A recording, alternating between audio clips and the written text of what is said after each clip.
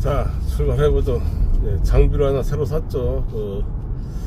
차에다가 딱 고정시키고 휴대폰을 탄연 지나기 한 1km 정도 전입니다. 몇 대부터 찍으려서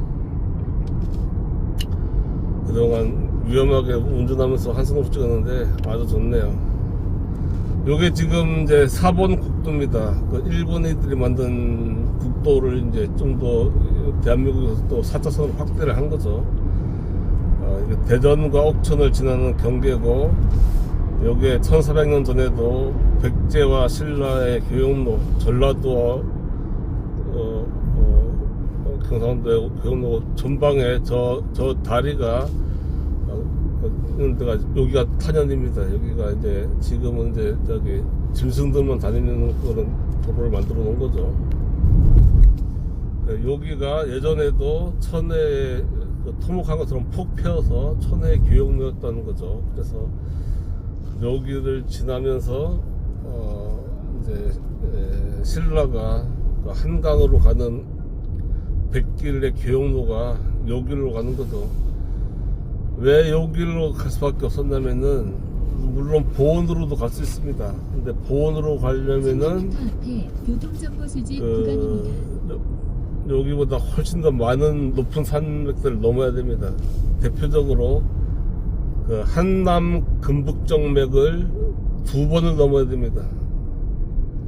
이렇게 한번 이렇게 2번 꺾이는 거죠. 그래서 자, 저기가 구진벼루 정상인데 여기 또 사유지라서 또 캡스 경비까지 걸어놨네요. 그래서 그냥 가지 않는 걸로.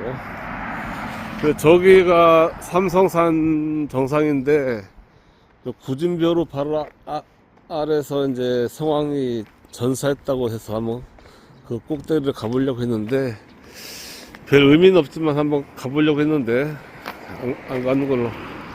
여기에 길이 또 있네. 그래, 여기가 저도 또 막아놨네.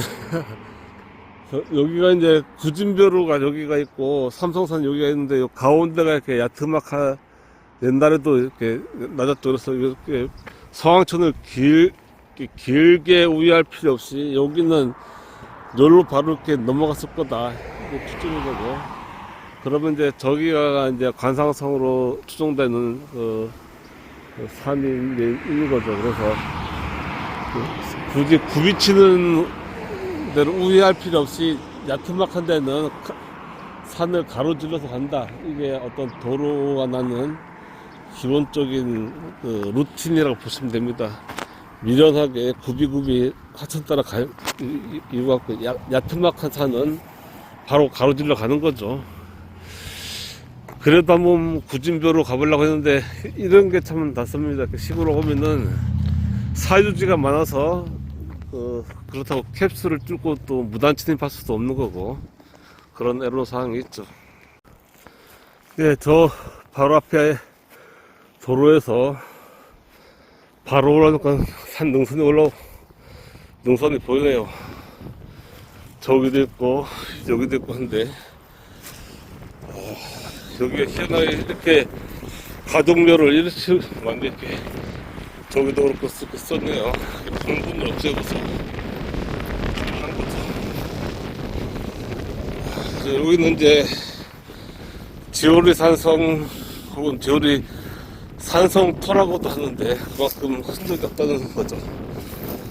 석축은 없고 토승으로서 흔적만 있는 거고. 여기가 저기가 계족산성이죠. 대전, 그러니까 저기 식당산에서 탄현을 넘어서 이제 계족산으로 이어지는 거죠. 그래서 계족산을 넘기 전에 금강으로 이렇게 교육온도가 형성되니까 굳이 여기는 가서 넘을 이유가 없죠. 넘을 이유가 없고, 그러니까 요 산성은 어떤 군사적으로 왜 있었을까? 어떤 관산성을 서포트하는 봉수로에서의 역할을 했겠다. 이런 생각이 들고, 여기도 마찬가지로 우물은 전혀 없어서 농성전을 할 수 있는 그런 상황은 아니고, 뭐 돌무더기 자체도 없다는 것은 방어산성으로서의 가치가 없다는 것을 말할 테고요. 단순히 피신하기 위한, 그리고 봉화를 올리기 위한 산성으로 보이고요. 산도 그렇게 가파르지도 않습니다. 가파르지도 않고. 이 정도가 그냥 여기나 저기나 별 의미가 없고, 아무데나 산성을 쌓는 게 아니죠. 그 교역로의 요충지에 쌓는 거죠. 지금도 전방에 주요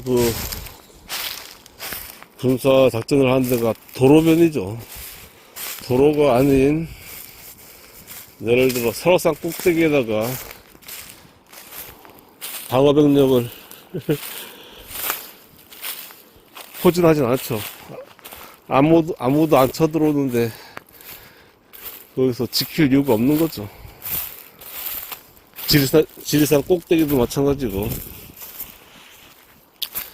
뭐 거기 방공포대가 좀 있을까, 뭐 일반적인 지킬 이유가 전혀 없는 거죠. 그래서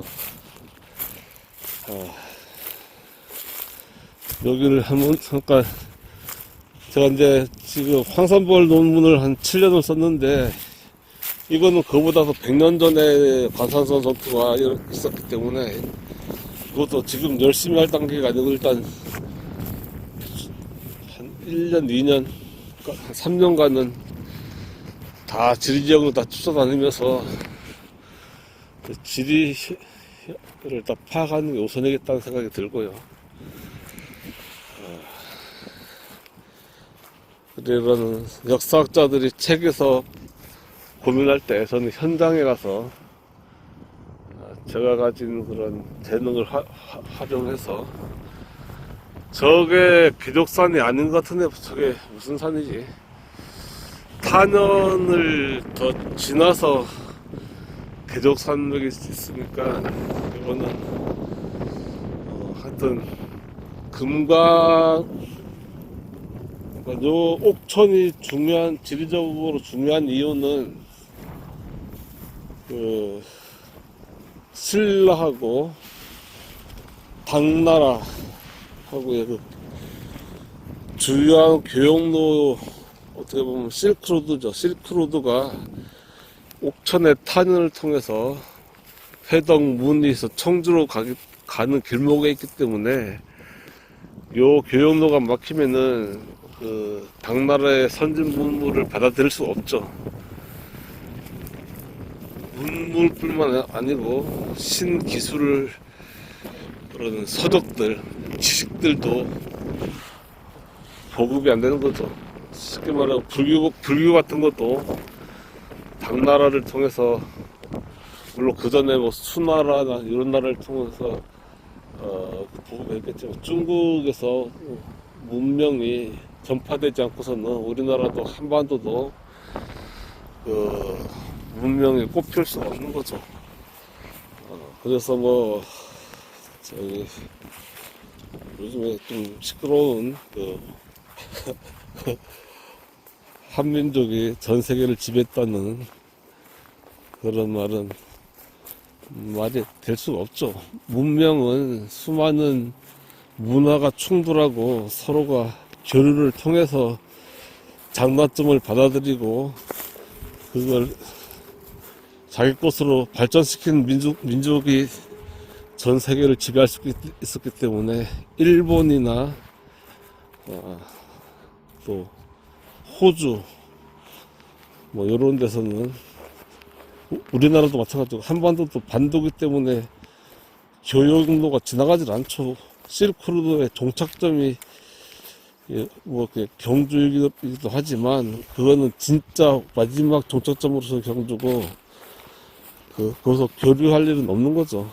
그래서 흔히 이제 실크로드의 종착점을 그 중국의 병마 영역에 있는 장안성이라고 하죠.